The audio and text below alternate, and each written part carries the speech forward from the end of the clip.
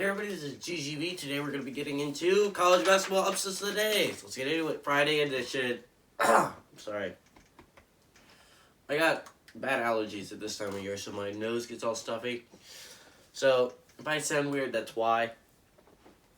Just like the first day, we have a lot of games today. So instead of going through them individually, right off the bat, I'm going to list all of them. Okay, so actually, let's go over what happened yesterday. We almost got an upset that would have gotten me 1.5 points. I would have gotten to 2 points. I would have been in perfect position. Just needed to get one upset right over 3 days, and I would have hit that total. Actually, I needed to get 2 upsets over 3 days. No, 2. I needed 2 upsets over 3 days. Or just no upsets over 2 days, and then hit an upset. It was perfect case scenario for me. And then it all went away. George Washington was unable to pull off the upset, but played a very close game against number 21 Maryland.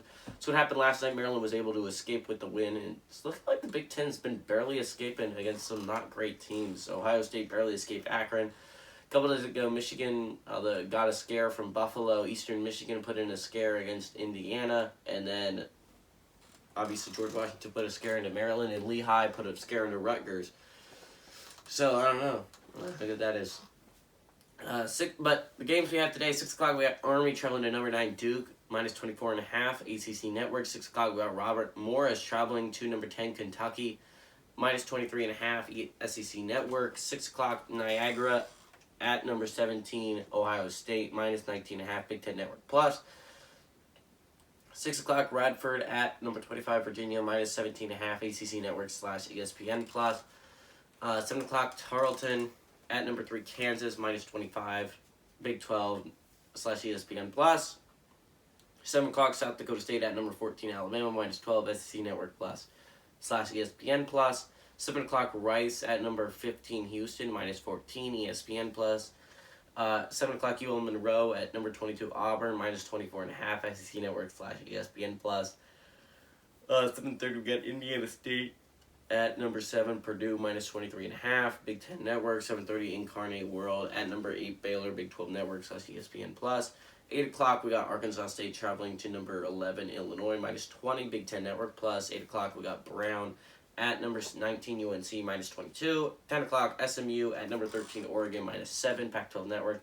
And 10:30, number 4 Villanova at number 2 UCLA, minus 4.5, ESPN 2. I'm not going to go over all these because I think some of them are going to be blowouts, but I'll hit on a couple that I think could be a lot closer than a lot of people expect. Right off the bat, the first one I want to talk about is 6 o'clock, Army traveling to number 9 Duke. I understand Duke looked really good against Kentucky on Tuesday. Again, this is going to be after they played Kentucky, so their players are going to be a little bit tired. It's a little bit of a letdown after a big game, right? Plus you get Army, and I like to look at you're looking at the Patriot League right now, and you should be looking at the weirdly very positive light, because you look at them. You have Navy, who beat a top 25 ACC team a couple of days ago. And then 2 days ago, you had Lehigh almost beat Rutgers in that game to overtime. Unfortunately, actually, they had the lead. It's just Rutgers was able to come back, send the game to overtime, and win in overtime. It's just interesting. I think the Patriot League could be really strong this year, and if Army plays well in this game, I think you could be looking at Patriot League as one of the stronger, smaller conferences of the year. So if I had the ACC Network, I'd be watching this game 100%. I think Army is a good enough team to put at least a little bit of scare into Duke there. Obviously, I'm not going to pick them as my upset, but it's a game to watch for sure. Just simply the Niagara at number 17 Ohio State game would be interesting because they played such a close game against Akron. It'd be nice to see if they get a bounce back game here, considering they didn't play that well against Akron. Interesting to see that.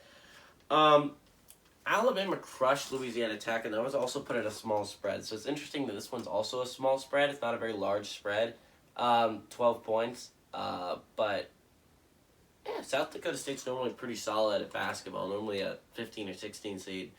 That makes it, but at least makes it to March Madness almost every year. I don't know. I think it's going to be interesting. I think Alabama's definitely a good team this year, so I think South Dakota State could put a little bit of a scare into them. 7 o'clock, we also got Rice traveling to number 15 Houston, and Houston's coming off a game where they barely beat Hofstra, And Rice is definitely a better team than Hofstra is, so it's going to be interesting to see that one too. The spread's only 14 points. I think Rice could definitely pull off the upset. I think it's a possibility. My second most likely, the one I'd like to talk about at least a little bit more, is 10 o'clock SMU traveling to number 13 Oregon. Oregon favors 7 points in the Pac-12 Network.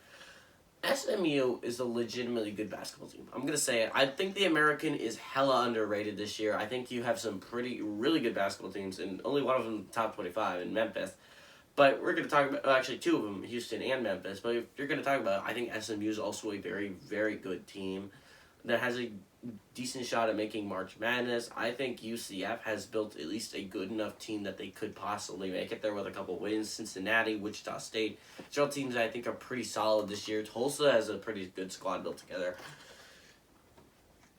I really like the American. I think SMU is a very strong team this year. I like what SMU did last year. They ended the season rather strong despite losing their last game. I like what SMU is doing as a program. I think they could legitimately upset Oregon tonight. But, I mean, you just have to go with 10-31, number 4 Villanova traveling, and number 2 UCLA. And it's just like, the spread's only 4.5 points. I feel like I don't regret taking Kentucky over Duke. Even though it didn't happen, I got 0 points for that day. The fact is, I would have never...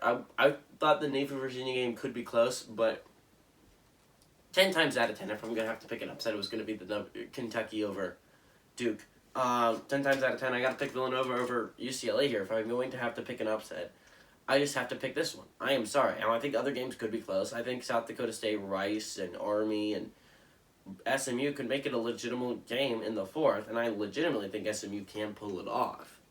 And I think they have a good shot at doing that.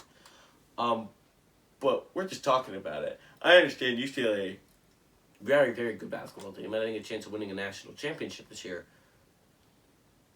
But Villanova's also extremely good, right? They're extremely well coached. I like everything Villanova does, and I just like if I'm have to pick an upset, it's just got to be Villanova. I mean, it has to be, right? I'm gonna go with Villanova. I think they're gonna pull off the upset of the day. But everybody's a GGB Coast Pepper is saying adios, amigos.